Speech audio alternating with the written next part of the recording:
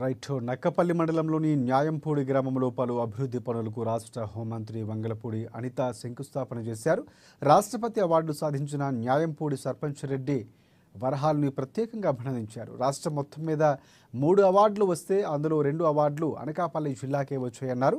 అందులో ఒకటి పాయికారావుపేట నియోజకవర్గ పరిధిలో నక్కపల్లి మండలం న్యాయంపూడికి రావడం సంతోషకరమైన విషయమన్నారు.